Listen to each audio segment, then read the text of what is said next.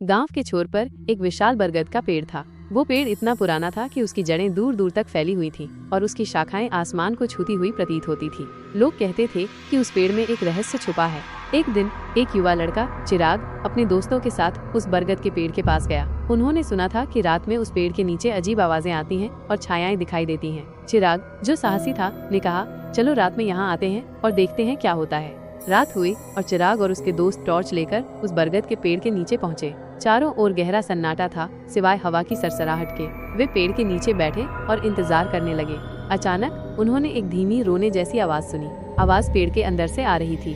वे डर गए, लेकिन चिराग ने कहा, चलो देखते हैं। वे पेड़ के अंदर गए। पेड़ के अंदर एक छोटा सा खोखला था। खोखले के अंदर उन्होंने एक पुरानी धूल भरी तस्वीर देखी। तस्वीर में एक महिला थी जिसकी आंखें उदास थीं। जैसे ही उन्होंने तस्वीर को देखा, हवा तेज हो गई और पेड़ की शाखाएं हिलने लगी। उन्होंने एक ठंडी हवा को अपनी पीठ पर महसूस किया।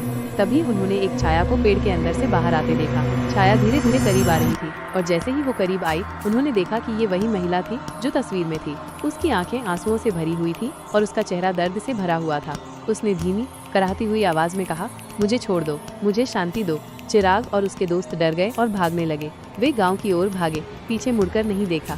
अगली सुबह जब गांव के लोग बरगद के पेड़ के पास पहुंचे तो उन्होंने चिराग और उसके दोस्तों को पेड़ के नीचे बेहोश पाया। वे सभी डरे हुए थे और उन्होंने उस रात जो देखा था उसके बारे में बात करने से डरते थे। उस दिन के बाद कोई भी उस बरगद के पेड़ के पास नहीं गया। लोग कहते हैं कि उस पेड़ में उस महिला की आत्मा अभी भी भटक रही है और उसकी कराहती हुई आवाज रात में सुनी जा सकती है।